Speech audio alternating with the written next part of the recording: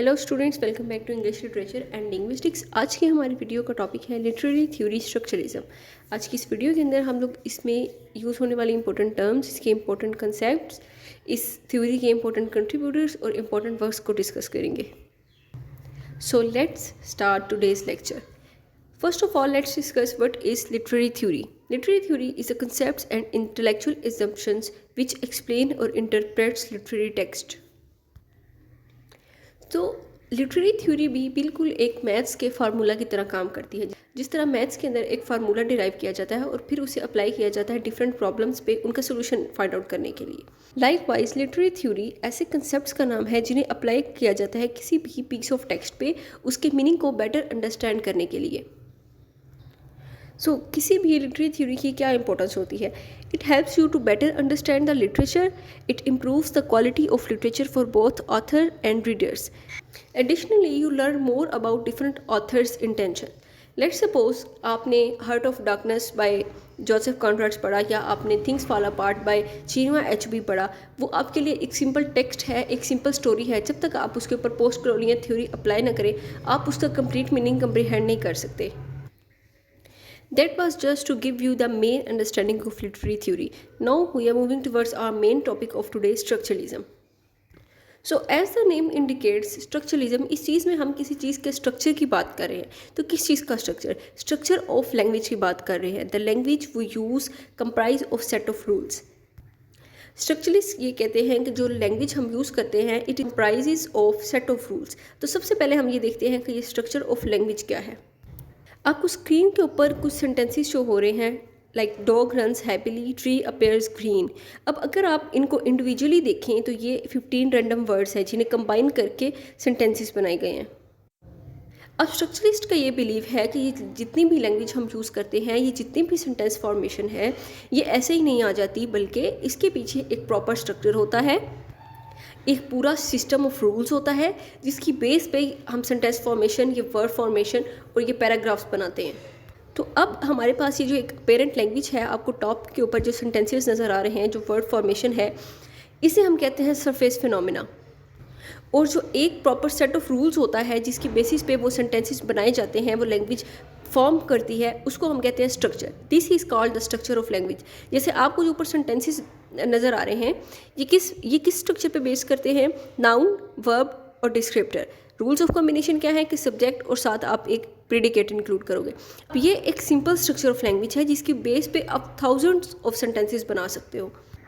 तो वो आपके जितने भी थाउजेंड्स ऑफ सेंटेंसेस होंगे वो आपका सरफेस फिनोमिना है, and that will be govern by us language structure. और लैंग्वेज स्ट्रक्चर इस केस में क्या है? Subject, that will be your noun plus your predicate, that will be your verb and descriptor. Now let's move towards the main contributors of structuralism and their important ideas. तो इनमें सबसे पहले name आता है Ferdinand de सोशर का. ही was a Swiss linguist and a teacher. He is also known as founder of structuralism or structural linguistics. Both are the same terms. He is also known as the founder of modern linguistics because he brought linguistics revolution. Now what is meant by linguistic revolution? क्योंकि इनसे पहले ना language को बहुत different तरीके से देखा जाता था, एक डिफरेंट पर्सपेक्टिव से देखा जाता था. बट जैसे कि मैंने आपको पहले एक्सप्लेन किया कि इन्होंने सबसे पहले सोशर ने स्ट्रक्चर ऑफ लैंग्वेज का कंसेप्ट दिया था कि लैंग्वेज क्या होती है, कैसे आती है, और लैंग्वेज के पीछे एक प्रॉपर सेट ऑफ रूल्स होता है, एक प्रॉपर स्ट्रक्चर होता है जिसकी बेस पे वो फंक्शन परफॉर्म करती है. अब इस रेवोल्यूशन में एक इम्पॉर्टेंट रोल प्ले करती है सोशर की एक important influential work, course in general linguistics, that was published in 1960. Actually ये बुक खुद सोशर ने नहीं लिखी थी. ये बुक पब्लिश हुई थी उनकी डेथ के बाद. उनके कुछ फॉर्मर स्टूडेंट्स थे, चार्ल्स बेली एंड अल्बर्ट, जिन्होंने उनके कुछ नोट्स को, कुछ लेक्चर्स को कंपाइल किया था. कौन से लेक्चर्स को? जो उन्होंने यूनिवर्सिटी ऑफ जिनेवा में कुछ लेक्चर्स दिए थे, उनको कंपाइल करके उन्होंने ये बुक पब्लिश करवाई थी 1916 में. क्योंकि ये बुक इनिशियली फ्रेंच में पब्लिश हुई थी because he was a French linguist, तो ये इंग्लिश में ट्रांसलेट की गई थी 1950s में, और तब ही ये टर्म बहुत ज़्यादा फेमस हो गई. So as I told you that Saussure is the main contributor to structuralism, so let's see what important concepts he gave in it. So the important things he talk about are diachronic study of language, synchronic study of language, lang, parole, binary opposition, signifier, signified, arbitrariness of a language, and semiology. So these are all the things that we are going to discuss in a while. First of all let's see diachronic and synchronic study of language. तो Saussure से पहले language को diachronic वे में study किया जाता था। It means कि आपने लैंग्वेज की हिस्टोरिकल डेवलपमेंट पे फोकस करना है कि किसी भी टाइम से लेकर अब तक किसी लैंग्वेज में क्या चेंज आया है, उसके वर्ड्स में क्या चेंज आया है। So they were used to focus on historical development and changes in the language over time. Let's suppose they study कि कोई किसी वर्ड का मीनिंग मिडिल एजिस में क्या था और उस वर्ड का मीनिंग अभी मॉडर्न टाइम में क्या है। तो इस तरह से जो लिंग्विस्ट थे वो लैंग्वेज को हिस्टोरिकल पर्सपेक्टिव से स्टडी करते थे कि लैंग्वेज में कितनी एवोल्यूशंस आई हैं, कैसे एक्सटर्नल फैक्टर्स ने लैंग्वेज को इन्फ्लुएंस किया है। तो वहाँ पर सशोर ने क्लेम किया कि हमें लैंग्वेज को सिंक्रोनिक वे में स्टडी करना है। It means that we are going to analyse a language at a specific point in time without considering its historical context. Saussure ये कहता था कि किसी भी लैंग्वेज को, किसी भी वर्ड को उसके हिस्टोरिकल कंटेक्स्ट में ना देखो, बल्कि लैंग्वेज के स्ट्रक्चर को समझने की कोशिश करो और ये देखो कि लैंग्वेज का स्ट्रक्चर जो है वह कैसे कंट्रीब्यूट कर रहा है फंक्शन ऑफ लैंग्वेज में। It focuses on the structure, grammar and the usage of language as it exist in the present movement. आपने उसको प्रेजेंट मूवमेंट में स्टडी करना है without relating it to history. For instance, अगर medieval time period में word nice का meaning था silly, foolish या सिंपल, मीन्स उस टाइम किसी भी पर्सन को नाइस कहने का मतलब ये था कि आप उसे फूल कह रहे हो, but it is contrary as it is interpreted now. तो इस तरह से हिस्टोरिकल पर्सपेक्टिव से वर्ड्स के मीनिंग्स को रिलेट करना, that is called diachronic study of a language. Next concept is langue and parole. So these are French words, langue which means language in English, and parole, it is also a French word which means speech in English. So what is the concept of lang and parole? जो आपको मैंने start में language का structure समझाया, अब उसमें जो surface phenomena है ना, ये आपका पैरोल है, और जो आपका स्ट्रक्चर फिनोमिना है वो लैंग है। Means lang is the structure that governs that language, means it is a structure that governs any language.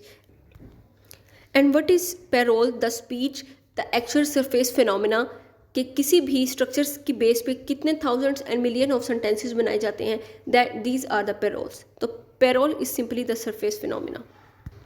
Next concept है बाइनरी ऑपोजिशन का, जहाँ पर सशोर ये आर्ग्यू करता है कि हम डिफरेंट कंसेप्ट, आइडियाज़, ऑब्जेक्ट्स के दरमियान डिस्टिंग्विश कर पाते हैं क्योंकि हम उन्हें दूसरी चीज़ों से डिफरेंट परसीव करते हैं। मीन्स अगर हम लोग इस चीज़ को बिलीव करते थे, इफ़ वी बिलीव कि that all objects were the same colour, we wouldn't be able to distinguish between them as red, blue और ग्रीन। अगर हम सबको सेम कलर कंक्लूड करते हैं या परसीव करते हैं तो फिर हमें डिफरेंट कलर्स की ज़रूरत ना पड़ती और ना ही हमें इन कंसेप्ट की समझ आती।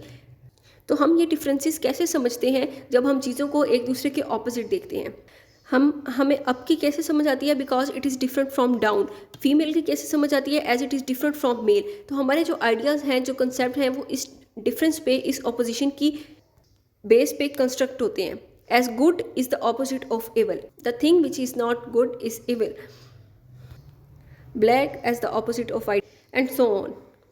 Next he gave the concept of sign, signifier and signified, जिसमें वो कहता है कि साइन जो है वो कंस्ट्रक्ट होता है, वो बनता है सिग्निफायर और सिग्निफाइड की बेस पे।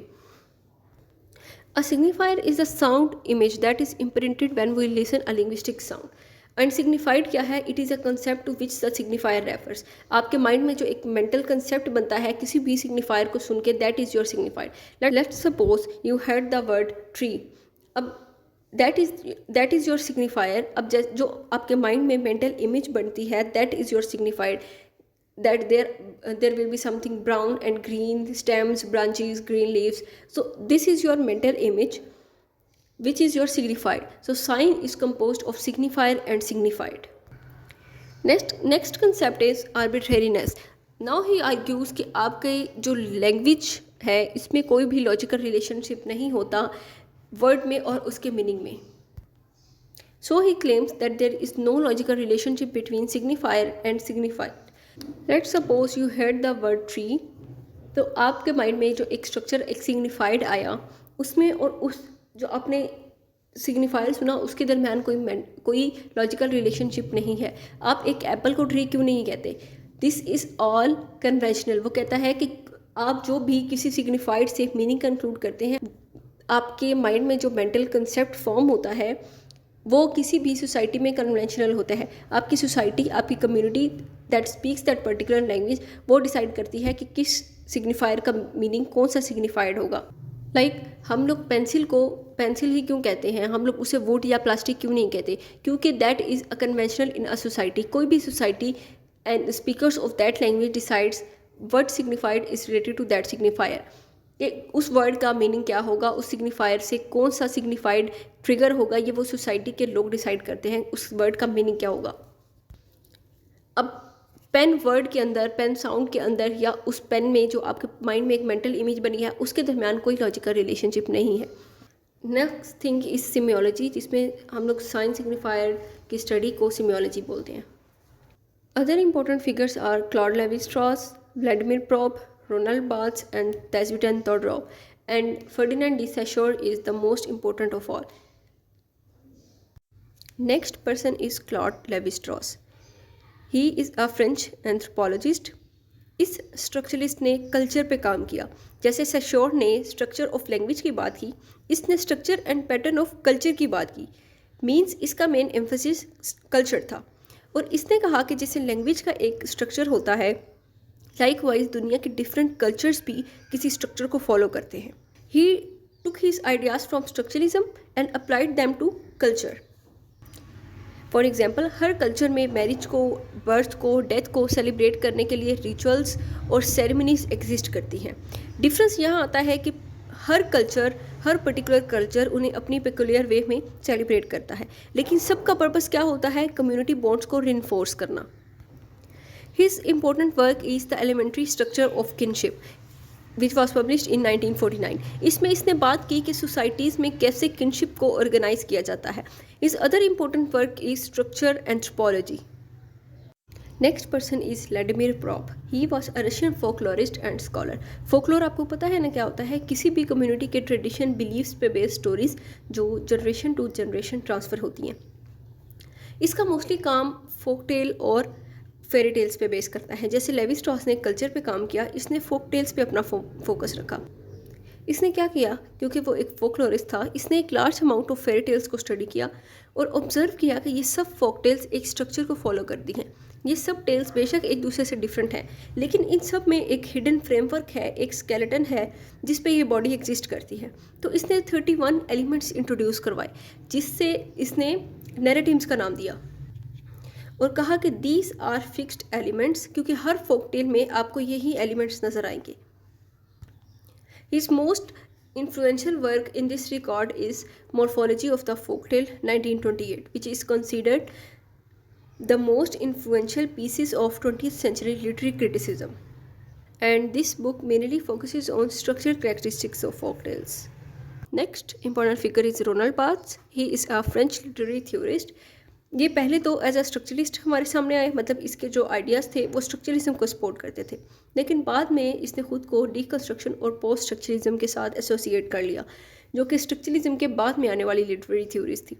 अब स्ट्रक्चरलिज्म के जो आइडियाज़ थे, मीन्स सैशोर के जो आइडियाज़ थे, इसने उन्हें लिटरेरी टेक्स्ट पे अप्लाई किया, जो कि किसी भी लिटरेरी थ्योरी का मेन पर्पस भी होता है, ताकि टेक्स्ट के डीप मीनिंग को समझा जा सके, उसे बेटर वे में इंटरप्रेट किया जा सके। Roland Barthes said, things cannot be understood in isolation. They must be seen in the context of the largest structures that they are part of. What does it mean? Structuralism ये कहते थे कि आप किसी भी चीज़ को आइसोलेशन में study नहीं कर सकते, उसके मीनिंग को कंप्रीहेंड नहीं कर सकते जब तक कि आप उसे उसके स्ट्रक्चर के साथ कनेक्ट करके ना पढ़ें। फॉर इंस्टेंस, आप अगर साइकिल ऑफ टाइम देखें, सबसे पहले सेकंड है, then minute, then hour, then 24 hours which make a day, then there are days and 7 days makes a week, and then month, and then year. तो this is a whole cycle of time. तो आपको 1 minute की understanding तब तक नहीं होगी जब तक आपको ये ना पता हो कि सेकंड क्या होता है। लाइकवाइज आपको आवर की अंडरस्टैंडिंग तब तक नहीं होगी जब तक आपको मिनट का ना पता हो। तो this is a complete whole cycle. To that this was the main focus in structuralism कि चीज़ों को उनके स्ट्रक्चर से कनेक्ट करके कंप्रीहेंड किया जा सके।